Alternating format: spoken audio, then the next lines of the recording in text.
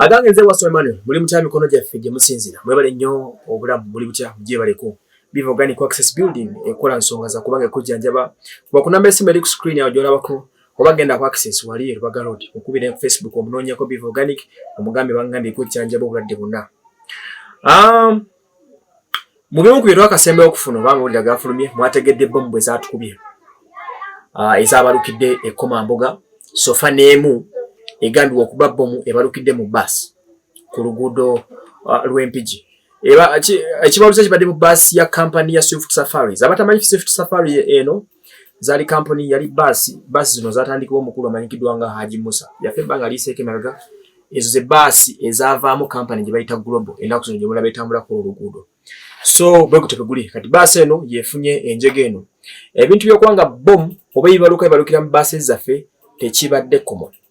Wabula ekiri ku mimwe ekitasobola okweraliikiriza abantu kwe kuwulira nga akabinja akamanyikiddwa nga ISIS oba ISIL kalabika nti kaleese obuzibu katandise okuba nga keewaana ku bigenda mu maaso mu ggwanga. Ebiseera ebisinga tukimanyi bulungi nnyo nti abatujju tebatera kuvaayo ne beewaanira mu nsonga ze babeera tebamanyi. Bwe baako ensonga ebegudde mu nsi oba ekibalusi oba bbomu oba obuyekera bonna batera okuvaayo ne beewaana okulaga ensi nti ebakikoze. Ripooti zatandise okuba nga zifuluma oluvannyuma lwa bannaffe bano aba ISIS okuva ku mukutu gwabwe gwa Telegram ne bagamba nti be bali emabega w'okukuba bbomu mu Uganda ezizaabalukidde ku kafo akamanyikiddwa nga Digida. Omuntu ayinza okwebuuza nti ISIS kyeki? Abasinga akabinja kano akabatujju akamanyikiddwa nga ISIS muludde nga mukawulira mu nsi nga Iraq, mubadde nga mukawulira mu nsi z'Abarabu nga gye katunkira era nga kakubagana na gavumenti ya Amerika yesinze okuba nga ebalwanyisa. Akabinja kano kabinja k'abatezi ba bbomu, kabinja k'abannalukalala, kabinja k'abayeekera. Akabinja kano kamaze mu existence emyaka egikunukiza 20 era nga kaatandikibwa mu 1999 akatandikibwa omukulu amanyikiddwa nga Zabi al-Zarqawi. Akabinja kano omukulu ono yakatuuma the Organization of Monotheism ng'ekigendererwa kyako kyali kyakulwanyisa abasiraamu naddala abasunni. Era emirimu gyako kaatandika okuba nga kagikwasaganya mu 2014 bwe katandika okuba nga kakyaka nga kagenda kakola obulumbaganyi ku basiraamu abasunni abaali mu bifo ebyenjawulo. Bano baakyaka nnyo mu mwaka ogwa 2014 bwe baalumba eggwanga lya Iraq ne bakuba Iraq eno bubi nnyo ne batuuka n'okuwamba ekibuga kiramba ekimanyikiddwa nga Mosul. Bano baayongera okutaba ne bafuuka ekizibu ennyo era bano batandika okugenda nga beeyubula nga beetuuma amannya ag'enjawulo omuli erinnya erya ISIS erivunulwa nti Islamic State in Syria oba ISIL Islamic State in Iraq. Kati ne wano mu Africa bafunyewo akabinja akalala akaliko ISAP oba ekyatumiddwa Islamic State Islamic State in Central Africa Province. N'olwekyo akabinja kano kagenda keeyubula era nga katuuka okufuna abalwanyi abawera ddala emitwalo 3.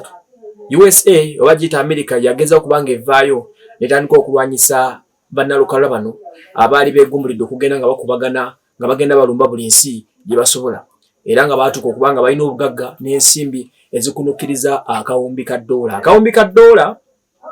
Akawumbi ka ddoola kalimu obuwumbi.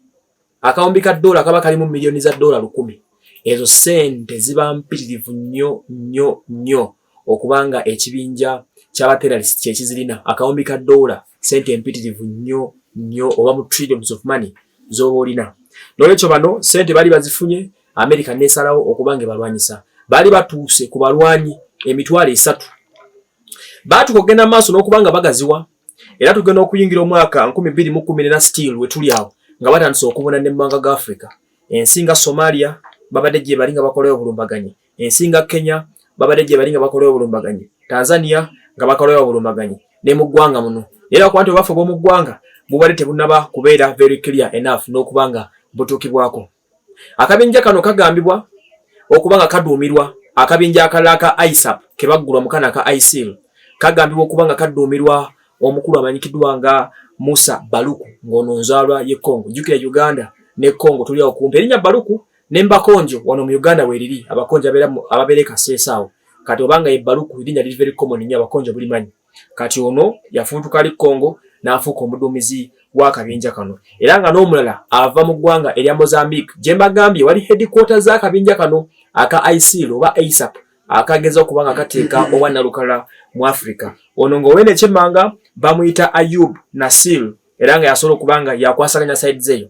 Amawulire agafuutuka ogwengera okulaga nti abakulu bano aba ISIL oba ISIS be batekinga over obuvunaanyizibwa obwakabinja akabadde kayeekera Uganda okumala emyaka nga 2 egiyise emabega akamanyikiddwa nga Allied Defense aka ADF.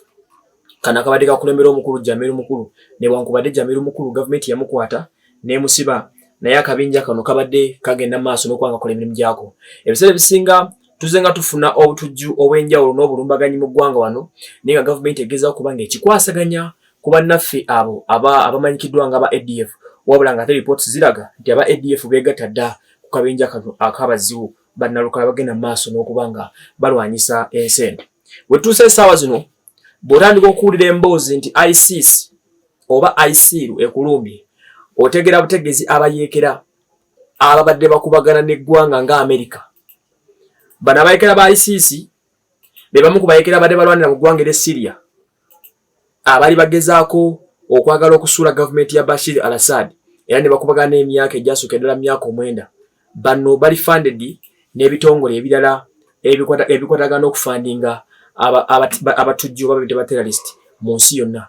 Kati bwe kiba ng'emboozi tubadde nga tuzuulira ku TV nga gye muwulira ISIS ng'ozuulira mu mawanga nga Syria oba owulira mu Iraq n'ensi ezeetooloddewo ne bagamba nti wetwogera essaawa zino eri ku pembeeni kuba ennaku ezo tubadde nga tulabiwulira Kenya, Somalia n'awasigadde. Naye kati emboozi ekyuseemu ekulaga nti abasajja abatujju abalina ensimbi ate abazibu ennyo abatali bangu ennakatono bali mu ggwanga muno era nga bavuddeyo ne beewaana ku bulumbaganyi obugenda maaso. Kiba kitegeeza nti gavumenti ab'ebyokwerinda bonna n'abaduumira amagye babeera balina okusituka beesibe ebbiri kubanga ensonga ziba tezigenda kuba nyangu yadde n'akatono. Bano bavuddeyo ne beewaana ne bagamba nti abaana baabwe bakoze omulimu gw'amaanyi nnyo okusobola okubanga balumbagana ne bakuba bomu mu Uganda wano ezakubiddwa mu katundu kali ak'Ikomamboga.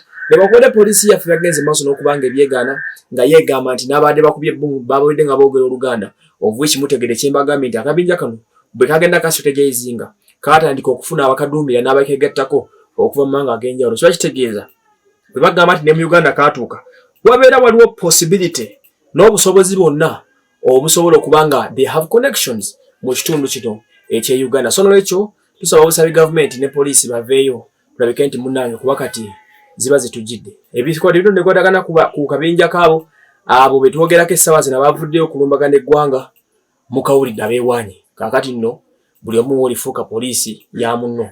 Bwe nga tusene ku level era ndiko okufuna ebalukira mu bus kano yeri police report kyegenda okubanga tugamba ze wasomano.